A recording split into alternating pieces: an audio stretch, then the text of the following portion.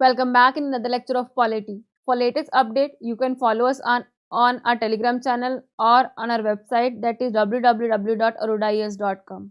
और अगर आप PGP बैच ज्वाइन करना चाहते हैं then you can contact on these numbers. और इन बुक्स को परचेज करने के लिए आप फ्लिपकार्ट या फिर अमेजोन पे चेक कर सकते हैं। तो कंटिन्यू करते हैं हमारा चैप्टर पार्लियामेंट। अब तक हम 3 लेक्चर्स ले चुके हैं पार्लियामेंट के और ये 4th लेक्चर है पार्लियामेंट का। तो आज हम देखेंगे legislative procedure in the parliament, यानी कि पार्लियामेंट का लेजिस्लेटिव प्रोसीजर क्या है, कैसे कोई जो बिल है वो पार्लियामेंट में लाया जाता है और कैसे वो बाद में लॉ बनता है, कैसे उसको पास किया जाता है। सो जो लेजिस्लेटिव प्रोसीजर है पार्लियामेंट में वो दोनों हाउसेस का बिल्कुल सेम है। So every bill has to pass through the same stages in each houses, यानी कि दोनों हाउसेस में जो है वो बिल को पास करने की स्टेजेस बिल्कुल सेम है। अ bill is a proposal. Bill होता क्या है, जो लेजिस्लेशन के लिए कोई प्रपोजल लाया जाता है कि ये काम आपको करना है, यानी कि कोई भी ऐसा लॉ बनाना हो गवर्नमेंट को तो उस चीज़ के लिए गवर्नमेंट जो है वो बिल लाती है पार्लियामेंट में and it become an act और लॉ व्हेन ड्यूली इनैक्टेड, यानी कि जिस टाइम पे वो सारा प्रोसीजर ये हो जाता है उस एक्ट लॉ बिल के लिए तो उसके बाद वो लॉ बन जाता है। सो टाइप्स ऑफ बिल, दो तरह के बिल होते हैं। First is public bill also known as government bill. Second is private bill also known as private member bill. So जो नेक्स्ट है, बिल कितने तरह के होते हैं? 4 कैटेगरी होती है बिल की। Ordinary bill, money bill, financial bill या फिर कॉन्स्टिट्यूशनल अमेंडमेंट बिल। और कॉन्स्टिट्यूशनल अमेंडमेंट बिल पे मैंने पूरा एक चैप्टर लिया था, इससे पहले के लेक्चर्स में मैंने उसको कवर किया है। अगर आपने उसको नहीं देखा है तो प्लीज़ आप उसको पहले देख लीजिएगा। यहाँ पे मैं इसको एक्सप्लेन नहीं करूँगी बिकॉज मैंने ऑलरेडी इसको बहुत अच्छे से एक्सप्लेन कर रखा है। तो जो ऑर्डिनरी बिल है वो जितने भी बाकी मैटर्स होते हैं अदर देन फाइनेंशियल मैटर्स वो सारे किस में आते हैं? ऑर्डिनरी बिल में। और जितने भी फाइनेंशियल मैटर्स होते हैं वो सारे किस में आते हैं? मनी बिल में। और जितने भी financial matters but different from a money bill, यानी कि मनी बिल के अलावा जितने भी फाइनेंशियल मैटर्स होते हैं वो सारे किस में आते हैं? फाइनेंशियल बिल में। सबसे पहले हम देखेंगे ऑर्डिनरी बिल। ऑर्डिनरी बिल में पास करने की 5 स्टेजेस होती हैं। सबसे पहले फर्स्ट रीडिंग, फिर सेकंड रीडिंग, थर्ड रीडिंग, उसके बाद बिल को सेकंड हाउस में भेजा जाता है और सेकंड हाउस में पास होने के बाद उसको प्रेसिडेंट की असेंट के लिए भेजा जाता है। तो फर्स्ट रीडिंग में क्या होता है? An ordinary bill can be introduce in either house of the parliament. यहाँ पे जो बिल है उसको किसी भी हाउस में इंट्रोड्यूस किया जा सकता है, आइदर इन द लोकसभा और the Rajya Sabha. Such a bill can be introduce either by the minister. और इस बिल को कौन इंट्रोड्यूस कर सकता है? कोई मिनिस्टर कर सकता है या फिर कोई और मेंबर। और यहाँ पे फर्स्ट रीडिंग में कोई भी डिस्कशन नहीं होगी बिल के लिए। यहाँ पे सिर्फ बिल को इंट्रोड्यूस किया जाएगा और इट्स पब्लिकेशन की जाएगी इसके गैजेटेड कॉन्स्टिट्यूट में, यानी कि यहाँ पे सिर्फ उसकी इंट्रोडक्शन होगी, यहाँ पे उस पर कोई भी बात नहीं की जाएगी। तो सेकेंड रीडिंग में क्या होगा? उसकी जनरल एंड डिटेल स्क्रूटनी होगी स्टेज पे, यानी कि यहाँ पे जो है सेकेंड रीडिंग में उसको ढंग से उस पर सारी बात की जाएगी, उस बिल को यहाँ पे शेप दी जाएगी प्रॉपर। और इस सेकेंड रीडिंग में भी 3 स्टेजेस होती हैं। First is general discussion, second is committee, third is a consideration. तो वन बाय वन अब हम इसको देखेंगे। सबसे पहली है जनरल डिस्कशन। जनरल डिस्कशन में क्या होता है कि उस बिल की जो प्रिंटेड कॉपीज हैं वो सारे मेंबर्स को डिस्ट्रीब्यूट की जाती हैं। उसके बाद provisions and principles discuss generally not in detail. तो यहाँ पे जो है उस मैटर पे प्रोविजंस डिस्कस किए जाते हैं। House can take one of the following 4 actions. तो इस चीज के लिए जो हाउस है 4 एक्शंस ले सकता है। सबसे पहला, take the bill into consideration immediately. वो चाहे तो उसी टाइम पे बिल को कंसीडर कर लें और एट अनदर फिक्स डेट, या फिर कोई डेट फिक्स कर दे उसको बिल को कंसीडर करने के लिए। Refer to a bill to a selected committee, या फिर वो किसी कमेटी को उस बिल को रेफर कर दे या फिर किसी ज्वाइंट कमेटी को उस बिल को रेफर कर दे। तो सेकंड आती है कमेटी स्टेज की, अगर वो बिल जो है कमेटी के पास चला गया है। तो usual practice to refer the bill to a selected committee, जो यूजुअली होता है वो किसी सिलेक्टेड कमेटी को ही बिल रेफर किया जाता है। और उस टाइम पे जो कमेटी है उस बिल को क्लॉज बाय क्लॉज जो है एग्जामिन करती है। Can make amendment without disturbing underline principle. तो जो उसका प्रिंसिपल है उस बिल का तो उसको बिना अफेक्ट किए वहाँ पे अमेंडमेंट की जाती है और उसके बाद उसको वापस से हाउस को दिया जाता है। तो यहाँ पे कंसिडर स्टेज में थर्ड में क्या होता है? कंसिडरेशन स्टेज में कि जो हाउस है consider the bill in detail. तो हाउस जो है बिल को डिटेल में कंसिडर करता है। तो यहाँ पे क्या होगा कि उस बिल को पार्ट्स में डिवाइड कर लिया जाता है तो उस पर अलग अलग वोटिंग होती है। मान लीजिए कोई बिल बहुत बड़ा था तो उसको 4 पार्ट में डिवाइड कर लिया, तो उस चारों पार्ट्स पे अलग-अलग वोटिंग होगी कि हाँ, ये पार्ट सही है, इसको रखा जाएगा, इसको नहीं रखा जाएगा। तो यहाँ पे जो है अमेंडमेंट्स होती हैं उस बिल में, अगर कोई चेंजेस वगैरह करने हो। तो नेक्स्ट आती है थर्ड रीडिंग। थर्ड रीडिंग में क्या होता है, इस चीज़ पे डिपेंड होती है कि क्या बिल को एक्सेप्ट किया जाए या फिर बिल को रिजेक्ट कर दिया जाए। तो यहाँ पे कोई भी अमेंडमेंट नहीं की जाएगी, जो होना था वो यहाँ तक हो चुका है। यहाँ पे सिर्फ यही चीज़ देखी जाएगी कि इस बिल को एक्सेप्ट करना है या फिर नहीं। सो अगर एक्सेप्ट कर लिया जाए, regard as passed by one house, तो यहाँ पे अगर एक्सेप्ट कर लिया गया तो उसके बाद बिल को दूसरे हाउस के पास भेज दिया जाएगा। तो दूसरे हाउस में भी सेम इसी तरह से 3 स्टेजेस पे काम होगा, जैसे हमने first reading, second reading and third reading पे। तो यहाँ पे भी 4 अल्टरनेटिव्स है उसके पास। It may pass the bill as sent by the first house. वो सेकंड हाउस चाहे तो जैसे उसको बिल फर्स्ट हाउस में भेजा था तो वैसे ही उसको पास कर दे, या फिर इट में पास द बिल विद अमेंडमेंट, या फिर उसमें कुछ अमेंडमेंट कर दे, या फिर उसको रिटर्न कर दे फर्स्ट हाउस को रिकंसिडरेशन के लिए। वो चाहे तो उस बिल को रिजेक्ट भी कर सकते हैं, और it may not take any action and thus keep the bill pending. तो चाहे तो सेकंड हाउस जो है उस बिल को एक्शन ही ना ले उस बिल के खिलाफ, या और उस बिल को पेंडिंग पड़ा रहने दे।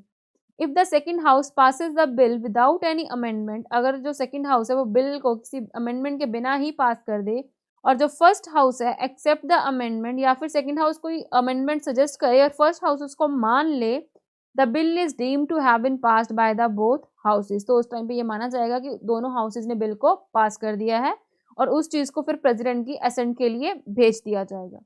और अगर जो फर्स्ट हाउस है वो रिजेक्ट कर दे सेकंड हाउस के द्वारा दी गई किसी अमेंडमेंट को, या फिर सेकंड हाउस ही बिल को रिजेक्ट कर दे, और second house does not take any action, या फिर सेकंड हाउस जो है वो 6 मंथ में कोई एक्शन ना ले उसके खिलाफ, तो वहां पे डेडलॉक क्रिएट हो जाता है। तो इस चीज के लिए जो प्रेसिडेंट है वो ज्वाइंट सिटिंग बुलाते हैं दोनों हाउसेस की।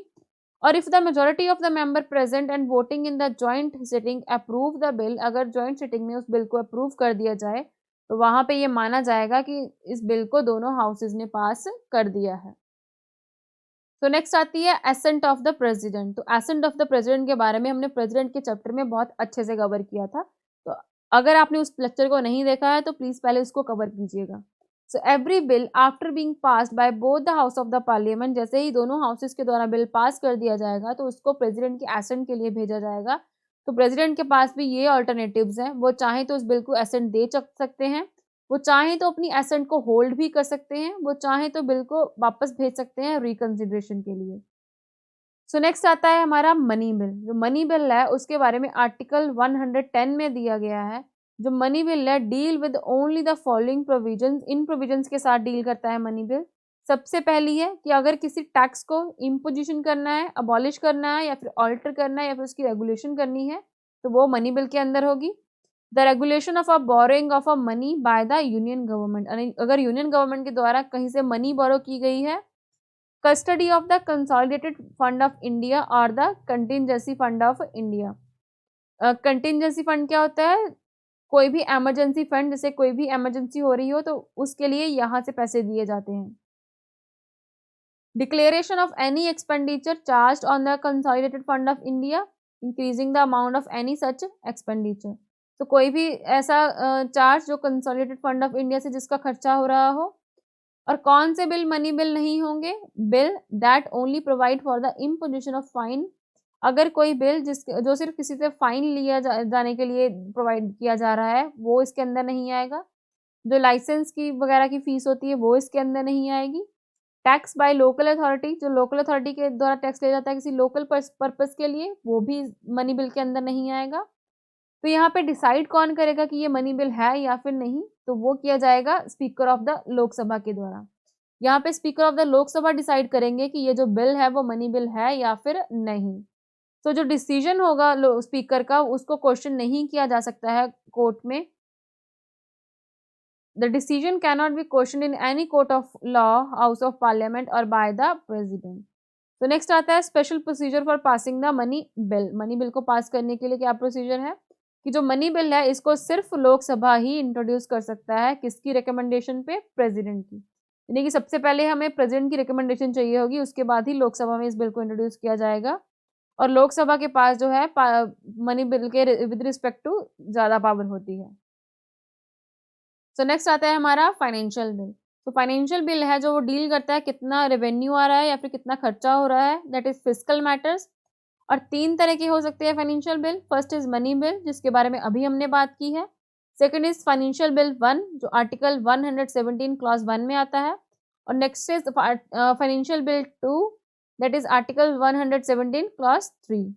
तो जो मनी बिल है are the type of a financial bill, यानी कि मनी बिल को हम फाइनेंशियल बिल बोल सकते हैं, बट सारे फाइनेंशियल बिल्स को हम मनी बिल नहीं बोल सकते, बिकॉज फाइनेंशियल बिल में मनी बिल से अलावा कुछ और भी ऐड किया जाता है।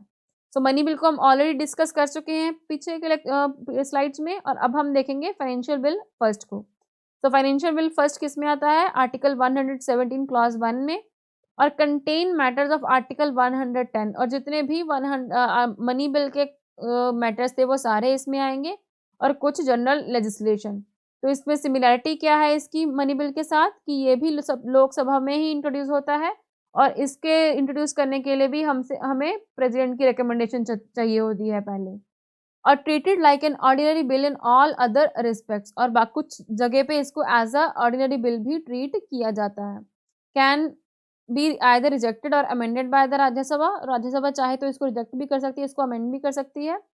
और ज्वाइंट सिटिंग, अगर डिसएग्रीमेंट हो रही है किसी चीज़ में तो उस चीज़ में ज्वाइंट सिटिंग भी बुलाई जा सकती है फाइनेंशियल बिल के केस में। और जो प्रेसिडेंट है कैन गिव और विद होल्ड एसेंट, प्रेसिडेंट है वो चाहे तो अपनी एसेंट दे सकते हैं, चाहे तो होल्ड कर सकते हैं, या फिर बिल को रिटर्न कर सकते हैं। नेक्स्ट में आता है financial bill 2। So financial bill 2 में क्या होगा? कंटेन प्रोविजंस रिगार्डिंग एक्सपेंडिचर, यानी कि जो खर्चा कंसोलिडेटेड फंड ऑफ इंडिया से किया जा रहा है तो उसके बारे में इसमें बात की जाएगी, और इसमें आर्टिकल 110 के रिलेटेड कोई भी मैटर जो है इसमें इंक्लूड नहीं किया जाएगा, और इसको एज अ ऑर्डिनरी बिल ही ट्रीट किया जाएगा। ओनली स्पेशल फीचर, एक स्पेशल फीचर है इसमें, कौन सा? Cannot be passed by either house of the parliament unless the president has recommend to that house the consideration of that bill. यहाँ पे ये जो बिल है वो किसी भी हाउस ऑफ पार्लियामेंट के द्वारा पास नहीं किया जाएगा जब तक पार्लियामेंट के द्वारा उस हाउस को उसको रिकमेंड नहीं किया जाएगा कंसिडरेशन के लिए, और इसको जो है किसी भी हाउस में इंट्रोड्यूस किया जा सकता है।